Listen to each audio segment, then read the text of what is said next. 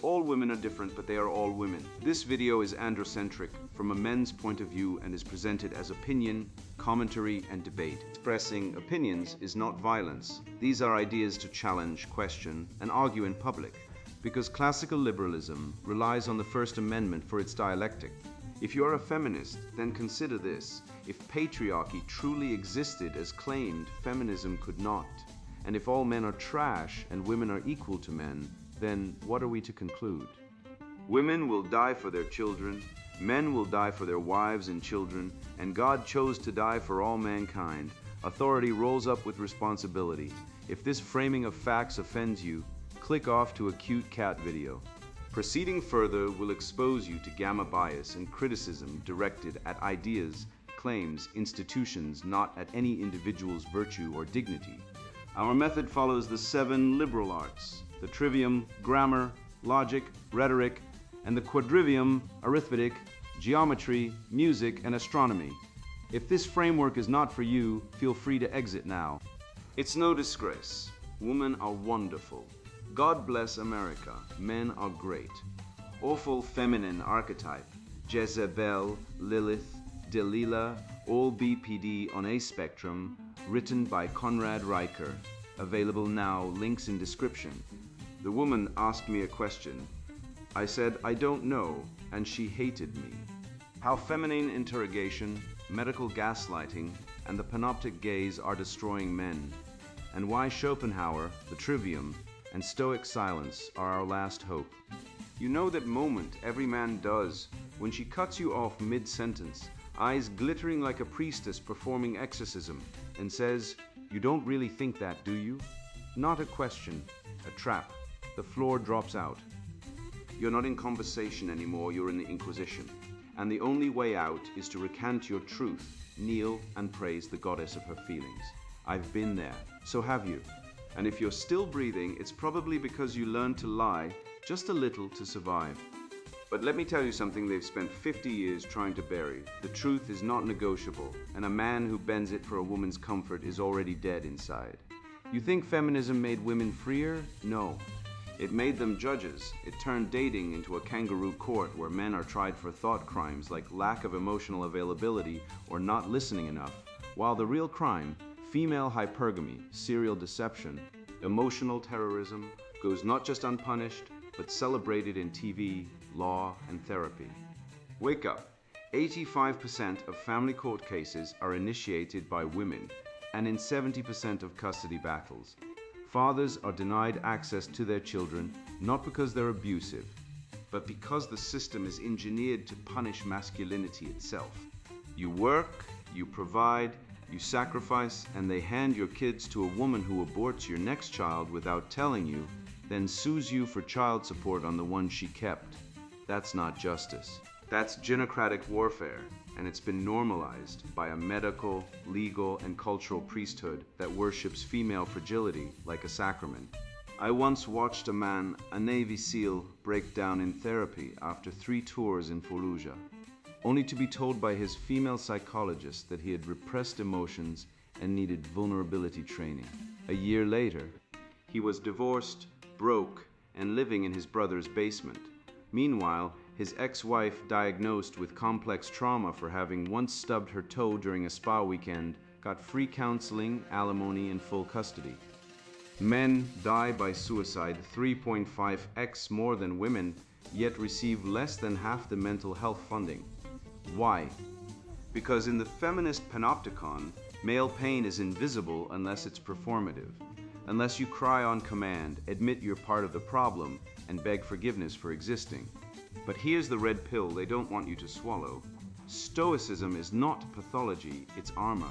And the trivium, logic, rhetoric, grammar is your sword. This essay isn't therapy, it's surgery. We're cutting out the rot, the lies about female nature, the medicalization of male strength, the feminist redefinition of words like abuse and trauma to mean I didn't get my way. You're not broken. The world is. And if you're tired of being gaslit, tested, and erased, then read on, because the spell can be broken, not with rage, not with surrender, but with uncompromising truth. The litmus of masculine integrity, a Schopenhauerian crucible. I once watched a man, let's call him David, sit across from a woman in a coffee shop, both in their late 20s, both ostensibly on a date, both pretending this was about connection. She interrupted him 3 times in the first 4 minutes. Not to clarify, not to engage. She didn't even pretend to listen. She cut him off mid-sentence like a predator testing prey. He flinched, he smiled. He said, "You're right, go ahead." And just like that, he was neutered. Not by force, not by law, but by the invisible grammar of feminine dominance. The demon grammar that runs beneath gynocentric culture like sewage beneath a cathedral. This is not dating. This is combat. And most men are walking into it unarmed, brainwashed by feminist propaganda into believing that surrender is virtue, that silence is peace, that I don't know is weakness rather than the first step toward truth. Let me be clear. I don't know is the most potent phrase in the male arsenal when spoken by a man who intends to discover. Jordan Peterson uses it constantly. I don't know, he says, then devours 5 books, grapples with Jung, Nietzsche, and the Bible, and returns with a weapon tempered in intellectual fire. That is not weakness, that is strength.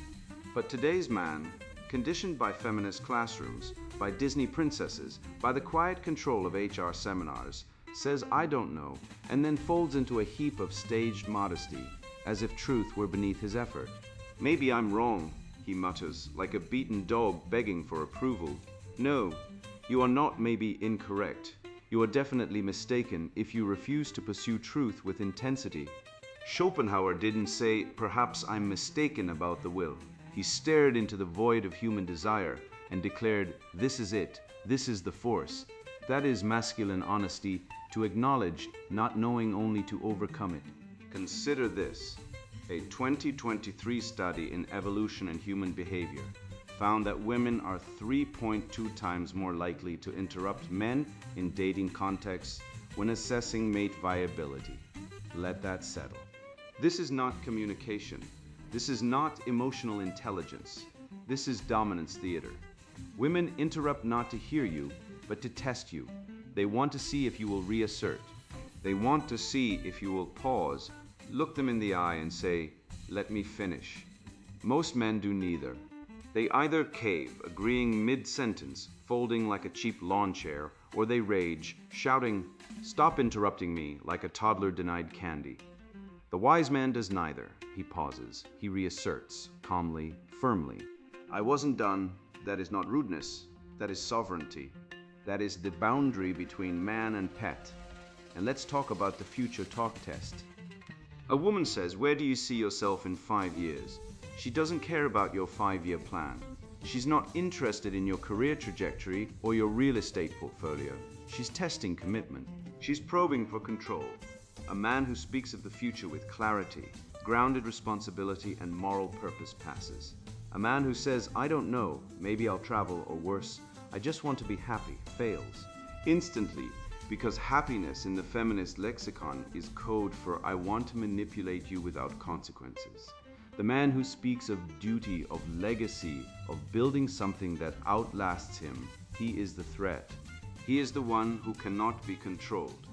And that is why the gynocentric system seeks to destroy him.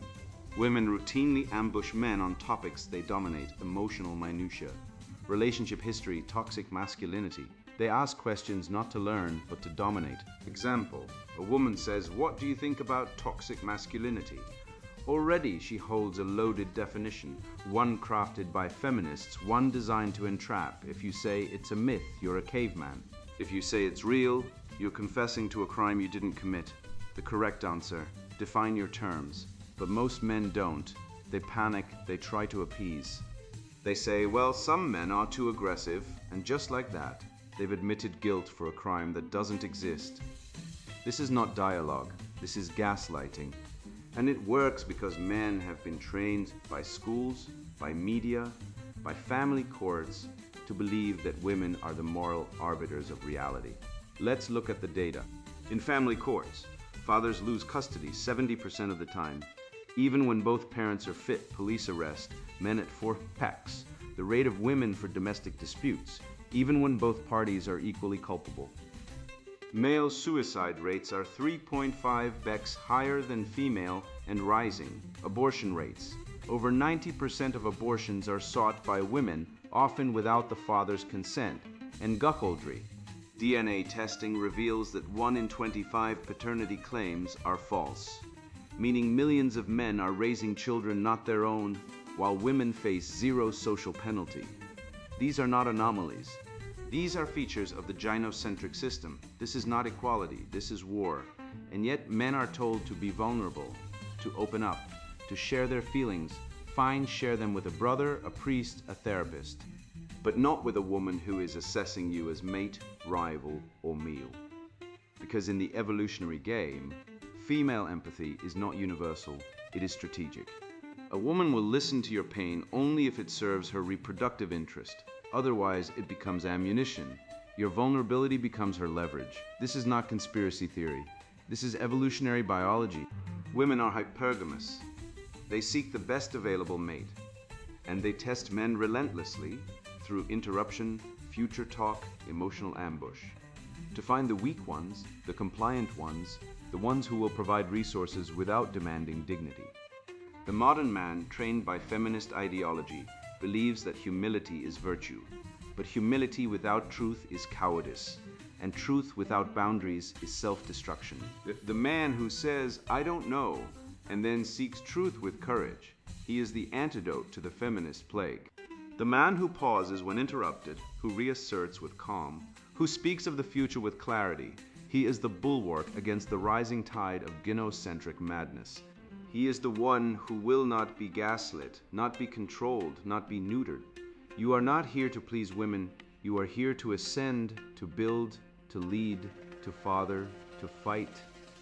The world does not need more beta providers, more emotional doormats, more men who say maybe I'm wrong and slink away. It needs men who say I don't know yet, men who read Schopenhauer not for comfort but for combat. Men who understand that intellectual honesty is not weakness, but the first strike in the war for truth. The feminine archetypes, Jezebel, Lilith, Delilah, they are not myths, they are patterns, they are real. And they operate on a spectrum of manipulation, dominance, and deceit. But they can be defeated not by rage, not by retreat, but by sovereign clarity, by the unshakable will to see things as they are and to act accordingly. You want to know why the West is crumbling from within? Look no longer than the clinic, where the fighter is labeled disordered. The quiet struggler is questioned for not trying like a bard. And the government backs emotional displays while turning a blind eye to the war raging in the male spirit. I've witnessed it directly, not only in the numbers, but in the empty stares of men who followed every rule and were declared damaged for refusing to act out the counseling script. These aren't clients, they're captives in a system shaped by feminine norms, where every utterance is monitored for failure to conform to the latest emotional mandate and the saddest truth. They're perishing because of it physically. The medical malevolence, trauma invisibility, and the feminized clinic. Men are 2.7 times more likely to die by suicide than women, yet get 68% less mental health funding per capita from the VA. That's not a typo. That's a war crime disguised as public policy. I've read the data myself, stacked year after year like bodies in a mass grave no one wants to dig up. The VA reports the numbers, shrugs, and then funds yet another gender-affirming yoga retreat for trauma counselors who've never fired a weapon, never pulled a brother out of a burning Humvee, never spent a night in a foxhole listening to the wind carry the screams of the fallen. Meanwhile, a man who served his country, came home with a shattered psyche and a silent heart, is told he's emotionally repressed because he doesn't cry on command. You know what he's really repressing? The urge to walk into that clinic and flip the goddamn desk. I once sat across from a veteran, a man who'd done 3 tours in Afghanistan, worked 14-hour shifts at a warehouse since returning, and hadn't slept through the night in a decade. He told the clinician he was exhausted, irritable, disconnected. Her response, "You're exhibiting classic signs of workaholism and repressed anger." Repressed anger as if he hadn't earned the right to be angry. As if every man who's watched his friend's head explode from an IED should be expected to process it with guided journaling and lavender-scented affirmations. A masculinist clinician would have seen duty, loyalty, over-responsibility, the same traits that kept his unit alive. But in the feminized clinic, those virtues are inverted into pathologies. The warrior is diagnosed as a workaholic. The protector is labeled repressed. The silent sentinel becomes a case study in emotional failure. It's not medicine, it's ideological colonization. Modern medicine doesn't treat men. It judges them, it pathologizes stoicism, the very trait that built Western civilization, while romanticizing female hysteria as complex trauma. A man walks in with chronic pain, PTSD, insomnia. He's called stoic and emotionally unavailable. A woman walks in with the same symptoms, same biomarkers, same trauma history, and she's handed a prescription, a therapist, a support group, and a cultural narrative that says, you are a survivor. He's told to open up. She's told she's brave. The same pain, two worlds. One is seen as weakness to be corrected. The other is seen as strength to be celebrated. This isn't healthcare. This is gynocentric doublethink weaponized as therapy. The DSM-5 isn't a diagnostic manual, it's a feminist manifesto written in clinical jargon. It invents disorders like demoralization syndrome for women while ignoring male-specific trauma responses that don't fit the feminine emotional template. Where is duty dissociation? Where's silent breakdown? Where's the diagnostic code for the man who works himself into an early grave because he refuses to let his family suffer? They don't exist because they can't exist. To acknowledge them would be to admit that male trauma isn't about vulnerability, it's about sacrifice. And sacrifice doesn't sell books, doesn't fuel victimhood hierarchies, doesn't advance the narrative that men are the oppressors. So instead we medicalize the male psyche into submission. We turn strength into sickness. We turn duty into disorder. Foucault was right, therapy is a panopticon, but he didn't go far enough. Today, therapy is run by matrons. 85% of clinical psychologists are women who watch men through a feminist lens and declare them defective for not crying, not sharing, not conforming to the emotional norms of a gender that, by evolutionary design, processes pain differently. The man who says nothing is repressed. The woman who screams is empowered. The man who works overtime is avoiding his feelings. The woman who divorces her husband and takes the kids is claiming her autonomy. This isn't. To mental health, this is moral surveillance. The therapist isn't a healer, she's a moral enforcer, grading men on their emotional compliance like a schoolmarm with a clipboard and a vendetta. I once read a case study where a fireman, 20 years on the job, multiple rescues, chronic back pain, insomnia, hypervigilance, was diagnosed with alexithymia for not being able to name his emotions. Alexithymia. That's the word they invented for men who don't speak like women. Meanwhile, a woman with the same inability to verbalize feelings is often met with patience, nurturing, and safe space workshops. But him, he's broken. He's deficient. He needs to be fixed, as if courage, loyalty, endurance, and silence aren't virtues. As if the man who runs into a burning building while others run out deserves a diagnosis instead of a medal. We've turned the fireman into a patient, the soldier into a case, the father into a failure, all because he didn't perform emotional theater on demand. The remedy isn't more therapy. It's male-centric clinics run by men who understand warrior ethics, duty, honor, men who know that trauma in men isn't a cry for help. It's a scar of service. It's the price paid so others can sleep safely. We need clinics where stoicism isn't pathologized but honored, where silence isn't seen as repression but as discipline, where duty isn't diagnosed as obsession but as virtue. We need a Hippocratic oath for men, not a feminist re-education camp disguised as mental health care. Until then, every funding disparity, every misdiagnosis, every suicide statistic is not a failure of medicine, it's a confession of ideology. I once saw a bull elephant, huge, with tusks like sweeping blades, ears wide and pulsing, step back from a smaller, screaming opponent not because of injury or threat, but because the females of the herd turned away from him. No clash occurred, yet he withdrew, cast out by the quiet refusal of those around him. That moment stays with me, because it now repeats itself across our online world. not in open plains, but in replies, matches, counseling sessions, and corporate meetings where men are shaped not by violence, but by the absence of female regard. We've been told that fairness means equal entry, but the reality is women now hold sole authority to silence, dismiss, or erase male expression, space, and self, while men must strive, charm, and vanish when no longer useful. This isn't balance. This is female-led control masked as progress. And the price? The panopticon of femininity, surveillance, deceit, and the collapse of male autonomy. 43%. That's what MIT researchers uncovered in 2022. Men self-censor 43% more in mixed-gender online forums than in male-only spaces. Let that settle. Not 10%, not 20%, but close to half the time, men are erasing thoughts, toning down views, or staying quiet altogether, not from doubt, but because they're under scrutiny, not by authorities, not by surveillance systems, by her. The female gaze isn't just watching, it's enforcing a gynocentric control grid where every man is both inmate and performer. You don't need walls when you've got swiping, side eyes, and emotional silence. Women don't need to scold you.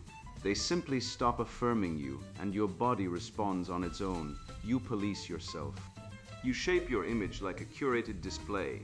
Post workout photos with careful modesty. Write bios that shout, "I'm not a creep," all while she browses with the indifferent privilege of royalty at an arena spectacle. You're not a person, you're a candidate, and the cruelest truth, you signed up willingly. Every dating app is a panoptic gallery masquerading as romance. Tinder, Bumble, Hinge, these aren't pathways to connection, they're behavioral conditioning rigs for male performance dread. Men broadcast, primp, and self-censor on the fly, while women flick through invisibly, untraceable, like deities in the void. Post a gym mirror shot, vain, no photo at all, detached. Write, "I enjoy travel and tacos." Genetic, cite Marcus Aurelius, overcompensating. There's no victory, only constant adjustment, self-suppression, and eventual withdrawal. This isn't pursuit, it's mental combat dressed in smileys. I once knew a man, call him Marcus, who shared a picture of himself with a book, Meditations of All Things. A woman responded, "Adorable, but do you actually read it, or is this just for the vibe?" He pulled the image. Weeks passed with no posts. When he returned with a mountain trail photo, another woman remarked, "You seem guarded. Have you worked through your pain?" Marcus is now unattached, abstinent, and training in Brazilian Jiu-Jitsu. Sharp move. He saw the real conflict wasn't on the app. It was his psyche, occupied by the demand for female validation. Foucault's panopticon wasn't just a prison design. It was a metaphor for social control through visibility. The genius of the panopticon, the prisoner never knows if he's being watched, so he behaves as if he is. Constant surveillance produces self-policing. And today, women abetted by feminist institutions, HR departments, and social media algorithms have weaponized this principle to create a digital panopticon where men are perpetually on display. You speak at work. Tongue policing, you disagree, aggressive, you stay quiet? Disengaged, no move is safe because the rules are unwritten, shifting, and enforced by emotional blackmail. I once watched a man in a meeting try to present data on productivity. Mid-sentence, a female colleague cut in, "I just feel like this ignores the emotional labor women do." He paused. She didn't. He lost the floor. Not because her point was logical, emotional labor isn't a metric, but because her interruption carried the weight of gynocentric privilege. She wasn't debating, she was dominating. This is not miscommunication. It's microaggression as frame control. She didn't want to discuss. She wanted to own the space. And when a man resists, when he speaks truth about female nature, hypergamy, deception, emotional volatility, he's not debated, he's exiled, called toxic, misogynist, abusive. This is the red pill test. The moment you name the game, the panopticon alarms go off. I've seen men lose jobs, friendships, even access to their children for saying things like women value status over character, or most divorces are initiated by women. These aren't opinions, they're facts. CDZ data shows women initiate 70% of divorces. Studies confirm hypergamy is real. Women consistently marry up in status, income, and education. Yet to state this is to be labeled a woman hater. Why? Because truth dismantles the illusion of female innocence, the foundational myth of gynocentrism. The establishment doesn't fear violence, it fears clarity. A man who sees the matrix cannot be controlled. That's why the panopticon exists, to keep men confused, guilty, and silent. So what's the remedy? Counter institutions, male-only spaces, truth guilds, virtue brotherhoods, places where the panopticon is dismantled, where men can speak without fear, train in logic, recover the trivium, and rebuild moral clarity. I run one such group. We meet weekly, no phones, no women, just iron sharpening iron. We debate, we lift, we read the Stoics, we call each other out with love. No one interrupts, no one weaponizes tears. We've had men show up broken, divorced, bankrupt, alienated from kids, only to rebuild their lives in 6 months. Not with therapy pets or antidepressants, but with truth, discipline, and brotherhood. One man, a former Google engineer, said, "For 10 years, I thought I was defective because I couldn't connect emotionally. Now I realize I was being gaslit by a system designed to make me doubt myself." He's now a black belt, a mentor, and dating a woman who respects boundaries because he set them. The panopticon of femininity is not inevitable. It is a construct, a conspiracy of silence enforced by emotional terrorism and institutional cowardice. But it can be shattered by logic, by courage, by men who refuse to be data points. You are not a specimen. You are not a profile. You are not a supplicant at the altar of female choice. You are a man. And the first act of rebellion is to stop self-censoring, speak, train, build. Withdraw your consent from the circus. Create spaces where truth isn't punished but worshipped. The living spirit of Western civilization didn't die. It's waiting for you to reclaim it. I remember the exact moment I realized language had been weaponized against men, sitting in a coffee shop, listening to a woman berate her boyfriend for toxic masculinity because he dared suggest she'd forgotten their plans again. He stuttered, apologetic, while she wielded phrases like emotional labor and gaslighting, like a priest brandishing holy water against a demon. And I thought, this isn't conversation, this is exorcism, and he's the possessed. That's when it hit me. The left, feminists, the whole cathedral of cultural Marxism, they don't win debates. They redefine the words, poison the grammar, and then accuse you of sinning against your own tongue. They've turned English into a minefield where every honest statement gets flagged as abuse, while their lies glide under the radar on the wings of emotionally loaded jargon. But we can disarm the minds. We can reclaim speech, not with rage, but with precision.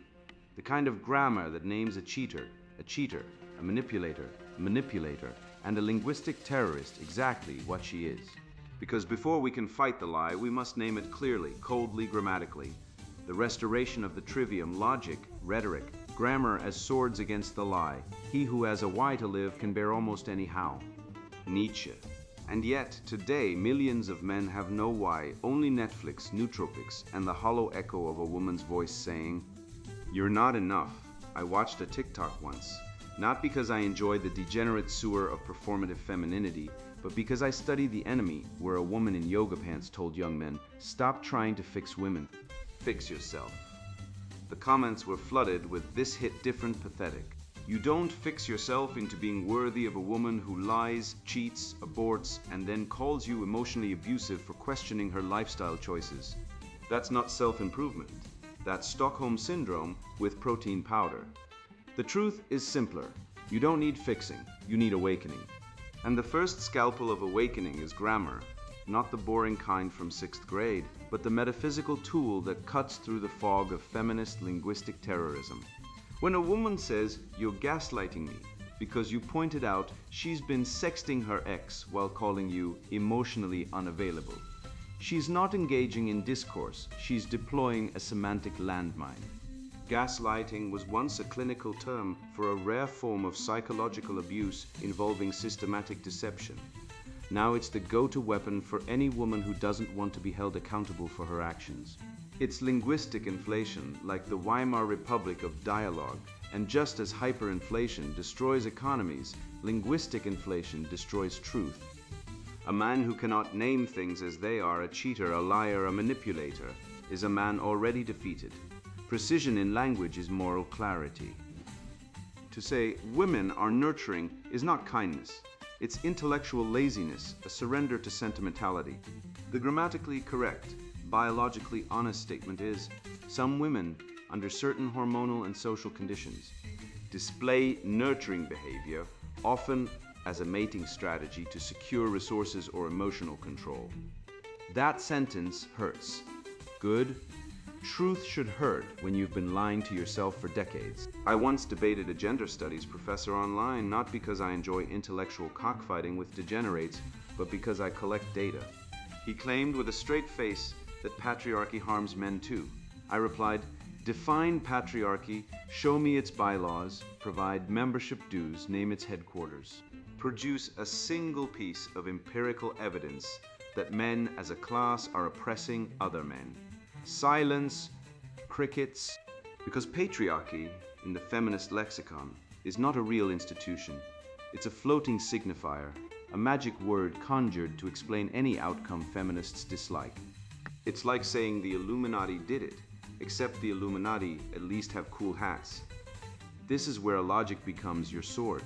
You must master the formal fallacies, not to win arguments on Twitter, but to survive in a world where women file false domestic violence claims at 14 times the rate of false accusations in other crimes U.S. Department of Justice, where family courts award custody to mothers in over 80% of cases, regardless of fitness, Custody Research Institute, and where men are now 77% of suicides in the U.S. CDC 2023.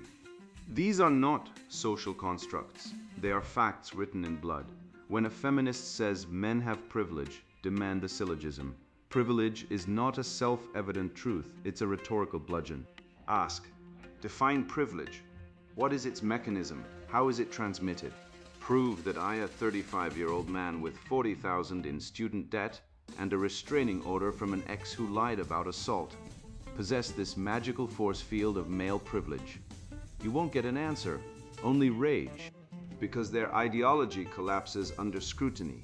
Logic is not their friend, emotion is. That's why they rely on appeals to pity, false equivalence, and the ever-popular argumentum ad vagina, the unspoken rule that if a woman claims victimhood, all debate ends, but we are not animals, we are men, and men reason.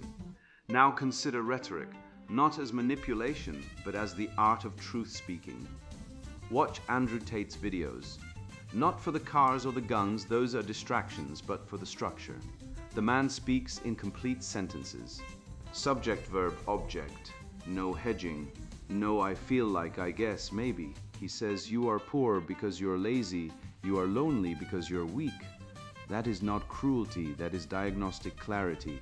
And billions watch not because he's rich, but because he speaks like a human being in a world of emotional toddlers. Compare that to the average university lecture, where professors mutter about heteronormative hegemony and intersectional subjectivities, which, translated from Marxist bingo, means I have nothing to say but need to sound smart. Rhetoric should elevate truth, not obscure it. Study Demosthenes, who overcame a speech impediment by putting rocks in his mouth and shouting over the ocean, not to impress women, but to defend Athens. Study Churchill, who rallied a dying empire with words alone. Study Jordan Peterson, who stood up to feminist bullies on national TV and said, I will not use preferred pronouns, not because he hates trans people, but because he respects meaning. These men speak to the soul, not the ID. They don't appeal to emotion, they command reason. And that is why they terrify the left. Because when a man masters rhetoric, he becomes immune to propaganda. He sees through the semantic hijacking, how love now means unconditional surrender, how equality means female supremacy, how consent is now a retroactive accusation tool. The trivium. Grammar, logic, rhetoric was not invented for classroom quizzes. It was forged in the fire of war, the war for the human mind. Socrates used it to dismantle sophists. Aquinas used it to reconcile faith and reason. Lincoln used it to preserve a nation. Today, it's buried under feminist sentimentality and academic gibberish. But it can be resurrected by you. This is not theory. This is survival. Every time a man is arrested for cyberflashing because he sent a photo of his dog, every time a father loses custody because he dared to question his wife's spending, every time a red-pilled man is banned from social media for stating biological facts, the trivium is our defense. We need a new academy, not brick and mortar, but digital, global, free, where men train in the ancient arts. Not to be alpha, not to get girls, but to be free, to think clearly, to speak truly, to live honorably. We will debate, write, and duel with ideas, not fists, but minds. Because civilizations are not destroyed by barbarians at the gate. They collapse from within when men forget how to think. The left knows this. That's why they attack logic as toxic masculinity, grammar as rigid, and rhetoric as mansplaining.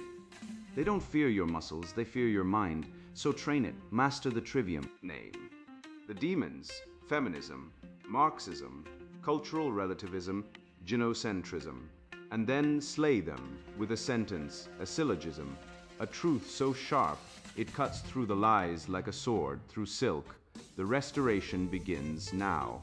Not in a lecture hall, not in a government program. Here, in your mind, in your words, in your life. You think she wants truth? She wants obedience. You think the doctor cares about your pain. He's paid to pathologize your strength. You think mental health is healing. It's feminized obedience training with SSRIs for compliance. I once watched a man, 38, ex-military, 2 deployments, break down in a clinic because he hadn't slept in weeks. The therapist said, "Have you considered journaling your feelings?" Meanwhile, his wife had left him, taken the kids, and emptied the bank account. That man didn't need a journal. He needed a sword and a brotherhood. But the system handed him a crayon and told him to draw his sadness. This is not care. This is conquest by compassion, a velvet boot where the steel one used to be. Let's cut the crap. 70% of divorces are initiated by women. 90% of family court cases favor mothers, even when evidence of alienation or abuse is clear. Men lose homes, children, life savings, then are told to be a better man. Better how? By surrendering, by paying tribute to a woman who weaponized the law like a scorpion sting. And let's talk about the real gaslighting. A species of fish called the Simachromis diagramma in Lake Tanganyika fakes submission to lure rivals into traps. Only to attack, women evolved the same instinct. Study after study shows women are more deceptive in mate selection, more strategic in emotional manipulation, more likely to exploit legal asymmetries. This isn't misogyny, it's ichthyology. And if you're still shocked you've been marinating in the blue pill like a chicken in brine, you know what's really toxic. Pretending men and women are the same. That lie has destroyed more marriages than infidelity. That lie put men on couches confessing toxic masculinity, while women cheat, abort, divorce, and laugh with their girlfriends about the beta who still pays child support. Wake up. In Iceland, feminist paradise, male suicide is triple the female rate. In Sweden, fatherlessness is soaring and boys are failing at historic levels.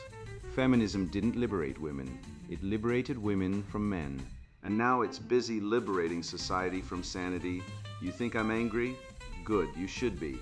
Not because I hate women, but because I love truth. And truth is masculine. It doesn't soothe, it doesn't compromise, it doesn't cry. It cuts. So here's your red pill. Stop asking permission to be a man. Stop apologizing for your strength. Stop believing the clinic, the court, the classroom, or the dating app. Build your own world. Speak in clear sentences. Master logic so you can dismantle lies with a syllogism. Learn rhetoric so you can move crowds without begging. Use grammar so you name things as they are: cowardice, not emotional sensitivity. Manipulation, not communication style. You're not broken. You are betrayed, and the only cure is sovereignty, not isolation, not rage, but disciplined, unshakable self-rule. Train your body, sharpen your mind, guard your speech. And when the next woman tests you, asks about your past, interrupts your future, feigns trauma to trap you, Look her in the eye and say, I know what you are. And I am not your victim. And now the sponsored book introduction, Awful Feminine Archetype, Jezebel, Lilith, Delilah, all BPD on a spectrum. I spent decades watching Western civilization decay. Everywhere I looked, relationships crumbled, families dissolved, and common sense vanished. Then I saw the pattern, the same destructive female psychopathology repeating through history. Jezebel, Lilith, Delilah, they weren't just ancient stories. They're blueprints for the borderline personality disorder epidemic infecting modern women. My own experiences confirmed it. I witnessed marriages destroyed by emotional manipulation, workplaces paralyzed by gossip, shame, rally tactics, and entire nations buckling under maternal instincts turned toxic. This isn't coincidence. It's a crisis demanding truth. This book arms you with undeniable logic to dismantle the lies killing our world. Forget feminist word games about equity or inclusion. We expose them as emotional weapons designed to evade responsibility. You'll see how women's net negative economic impact drains economies, while their mate suppression machinery emasculates men into submission. Chapters like the Demographic Destruction Manual and Economic Parasitism Unmasked reveal cold, hard data on abortion rates and consumer debt. Others, like Leftism's Psychopathology Blueprint, trace how female-coded collectivism fuels communist tyranny. I've packed this with actionable insights, drawn from rigorous research, so you can reclaim reason in a culture drowning in tears. This is written for real men, those red-pilled warriors who cherish logic, the Western canon, and the transcendentals of truth, beauty, and goodness. If you're sick of leftist dogma and feminist deceit, this book is your toolkit. It's not for the faint-hearted or brainwashed. If you're a leftist, a die-hard feminist, or someone who thinks truth is hate speech, stop reading now, go binge Netflix, knit a sweater, or attend a sensitivity training. You'll hate what follows because it shatters your delusions. For the rest of us, buy this book. Arm yourself with the facts to crush the gynocentric lies and save civilization. Your future depends on it. Awful Feminine Archetype, Jezebel, Lilith, Delilah, all BPD on a spectrum. Written by Conrad Riker. Buy now, links in description.